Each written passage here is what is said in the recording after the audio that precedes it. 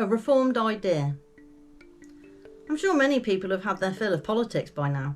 Whether you choose to be interested or not, it finds its way to you. Because you will be affected by the decisions made. The people who take part, the people who vie for that top spot. Each time we are met with speeches from the heart, with that good they will do, and how they will bring peace and prosperity to the country. Also peppered with insults against their opponent, and a will to win instead of a will to lead.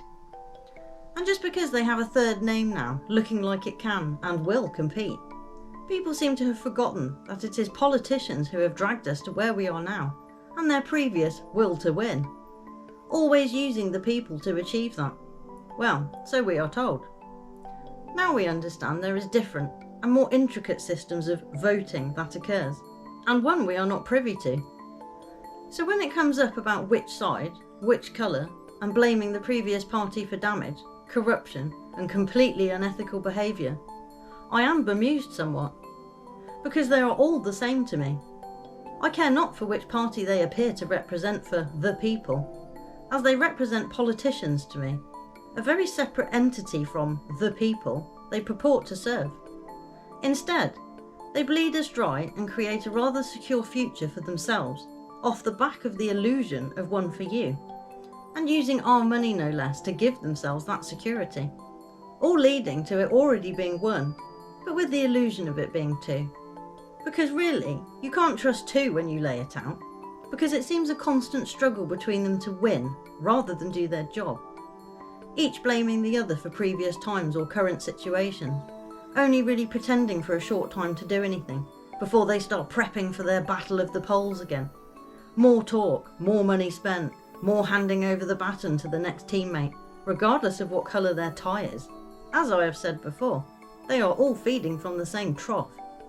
So who would ever think they would want to shut that down, or turn it into a trough for everyone, not just a select few, who then gatekeep and corrupt it even further?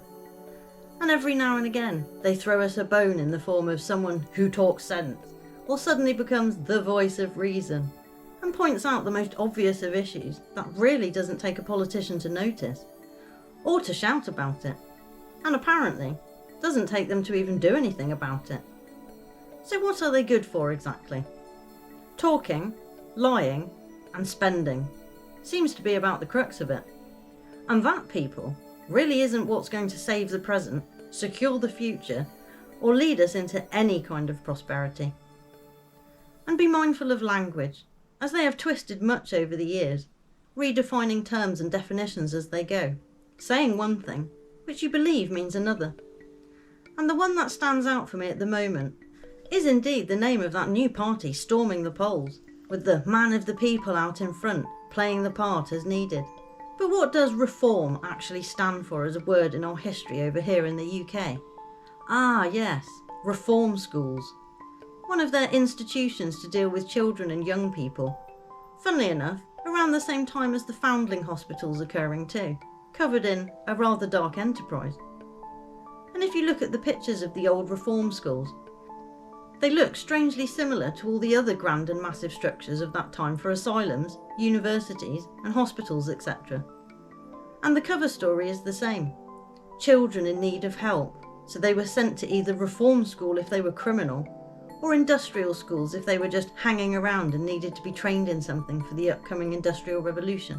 A great bit of the description on Wiki I just had to include, partly for the way it starts, and there was a perceived rise, so not actual then, just imaginary or an excuse to then roll out said programmes, and partly for the listed jobs for country children at the time, as below. There was a perceived rise in juvenile delinquency during the early 19th century, whereas in a rural economy young children could gain paid employment doing such tasks as bird scaring and stone gathering. These opportunities were not available in the cities. Keeping in mind, this era also saw the clearing out of the countryside, city slums, the Napoleonic Wars, and so on. Seems they created a very unstable social landscape and then swept in all the new measures to benefit from what remained, and make sure the next generation were conditioned as necessary. So, when we see they follow the same pattern of how they create society, the wars, the instability, the control, why would it be any different this time? The goal is to keep the people where they are and being part of the system, pretending they are in control of the system and have a say in how it goes, voting being the greatest trick for that. But when you really look at it, it does seem silly to think that anyone can fix all the problems in only 4 years, when 3 of them are spent arguing against your opponent and trying to hold on to your job.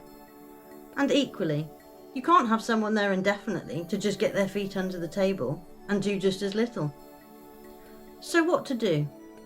There may not be a simple solution now for where we are and where we need to be going, but if we can at least admit that what is in place really doesn't work and stop continuing the charade, then we may just stand a chance.